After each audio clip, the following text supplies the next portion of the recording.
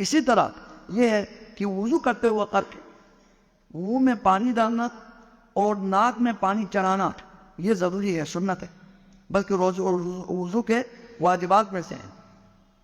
منہ میں پانی ڈالنا جس کو مضمضہ کہتے ہیں، کلی کرنا، اور ناک میں پانی چڑھانا یہ وضو کے ذریعے ضروری ہے۔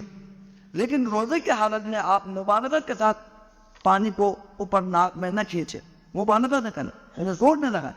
باقی پانی تو ڈالنا تو ہے لیکن آپ اس کو زور نہ لگائیں، کیونکہ روزے کی حالت میں ممکن ہے آپ کے ناک کے ذریعے پانی نیچے حلق میں نہ اترے، اس لیے آپ کو چاہیے کہ اس میں مبالغہ نہ کریں۔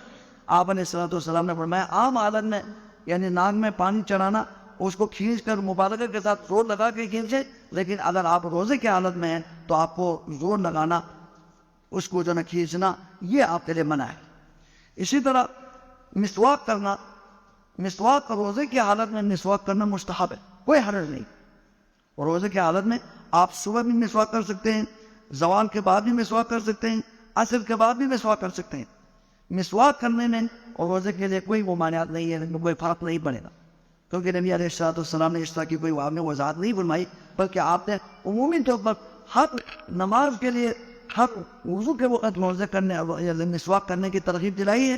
لیکن آپ نے جس طرح ابھی حدیث آپ نے سنی ہے، آپ علیہ السلام نے فرمایا کہ ناک میں بہت زور سے پانی کو کھینچو الا ان تکون صائم، ہاں روزے کی حالت میں ہو تو آپ کے لیے کھینچنا جائز نہیں ہے۔ یہاں تو آپ نے وضاحت فرمائی نا، لیکن مسواک کے بھی اسی طرح آپ نے اسی طرح فضیلت بیان فرمائی ہے۔ آپ نے فرمایا کہ اگر مجھے امت پر مشقت کا ڈر نہ ہوتا تو ہر نماز کے وقت اور ہر وضو کے وقت میں مسواک کا حکم دیتا۔ آپ نے تاکید فرمائی، لیکن آپ نے کبھی یہ نہیں فرمایا کہ روزے کے حالت میں مسواک نہ کرو، یہ کبھی آپ نے نہیں فرمایا۔ اس لیے مسواک کرنے میں کوئی کراہت نہیں ہے، کوئی مکروہ عمل نہیں، مسواک آپ کر سکتے ہیں۔ اور بعض کہتے ہیں کہ جب مسواک کرنے سے وہ بو ختم ہو جاتی ہے، اور بو جو نا اللہ تعالیٰ کو بہت پسند ہے، یہ بات غلط ہے۔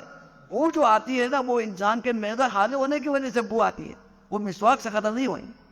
اس لیے مسواک کرنا کیا ہے، سنت ہے، اور روزے کی حالت میں بھی اس میں کوئی فرق، روزے پر کوئی فرق نہیں پڑے گا۔ اللہ سبحانہ و تعالیٰ سے دعا ہے کہ اللہ سبحانہ و تعالیٰ نے جو اللہ تعالیٰ نے ہمیں حکم دیا ہے، روزہ رکھنے کا حکم دیا ہے، اس کا بہت زیادہ احترام کرتے ہوئے، اور یہ بقیہ ایام ہے، بہت زیادہ اس میں محنت کرتے ہوئے ان ایام کو پورا کرنے کا اللہ تعالیٰ ہم سب کو توفیق عطا فرمائے۔